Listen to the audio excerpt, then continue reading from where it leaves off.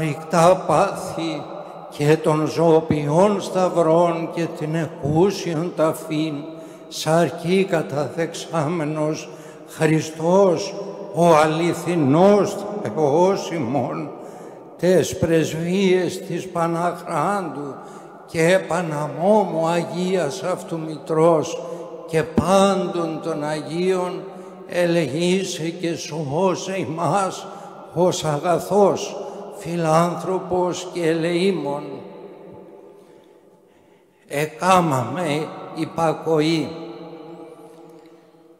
και αφήσαμε το Χριστό μας μόνο με κάποιους μαθητάς του, όπως και τότε,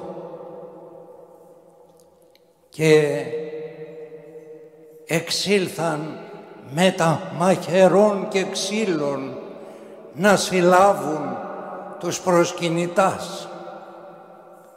Εξέφνης η πατρίδα μας έβρε χιλιάδες αστυνομικούς.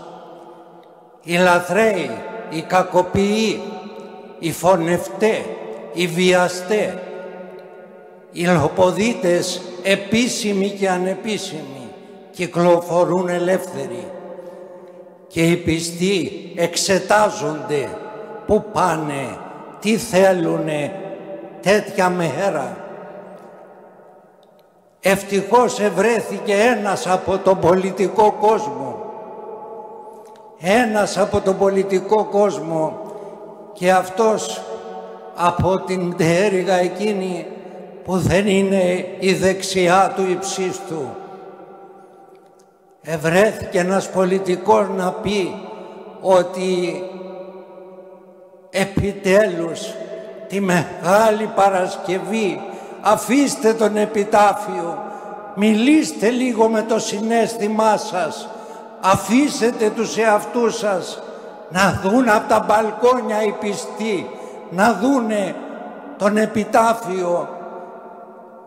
Είναι ένα γεγονός 2.000 ετών που για πρώτη φορά στη δυσχυλιετία παρατηρείται αυτό, και δυστυχώς βρεθήκαμε επί των ημερών μας να γευθούμε και αυτό το πικρό ποτήριο.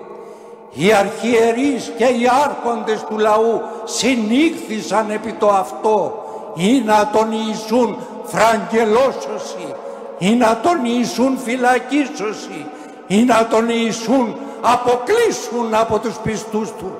Έσχος και στους αρχιερείς και στους άρχοντες του λαού. Έσχος! Αυτό το έσχος δεν θα το σβήσει η ιστορία. Δεν θα σβηστεί από την ιστορία αυτό το έσχος. Αυτή η αγανάκτηση του λαού του Θεού.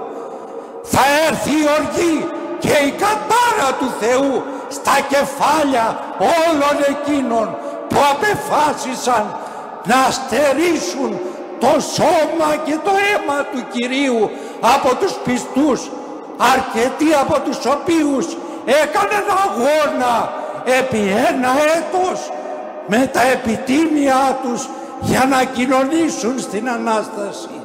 Έσχος που κατήκτησε η Εκκλησία της Ελλάδος. Έσχος! Ντρέπομαι, απορώ, και δεν εξίσταται ο λαός. Μας έχουν φυλακίσει με απάτη για μία γρίπη. Όλοι το λένε, τα κανάλια, οι καναλάρχες, οι δημοσιογράφοι, αυτά λένε μεταξύ τους, και μας λένε τα ψέματα για να μας κρατάνε φυλακισμένους. Προβλέπουνε και το Σεπτέμβριο γρίπη και τα Χριστούγεννα κλειστές εκκλησίες. Όχι κύριοι, να μας πάτε φυλακή, να μας πάτε εκεί, να τελούμε μέσα στο κελί μας τη Θεία Λειτουργία και να απολογηθούμε στο Θεό ότι δεν έχουμε άλλη δυνατότητα. Έσχος! Έστω την εσκάτη ώρα μετανοήσατε αρχιερείς και άρχοντες. Άλλος η οργή του Θεού είναι πάνω από τα κεφάλια σας. Γιατί δεν φέρνετε το διαπρεπή γιατρό τον κύριο Ιωαννίδη να μιλήσει με το δικό μας τον εγκάθετο της κυβερνήσεως, να μιλήσουν σε ζωντανή συνομιλία? Γιατί κάθε κράτος έχει ένα δικό του γιατρό. Μου λένε οι γιατροί στα νοσοκομεία ότι δεν μπορούμε να μιλήσουμε διότι θα μας απολύσουν. Αυτή είναι η δημοκρατία. Να τη χαίρεστε. Προτιμώ να πεθάνω από γρίπη παρά να έχω εσάς. Με συγχωρείτε, λαέ του Θεού μου, αλλά δεν μπορώ άλλο να βαστάξω αυτή την αγανάκτηση. Διευχών των Αγίων Πατέρων ημών, Κύριε Ιησού Χριστέ ο Θεός, ελέησον και σώσον μας. Η Αγία Τριάς διαφυλάξε πάντα ημάς, βοήθειά μας.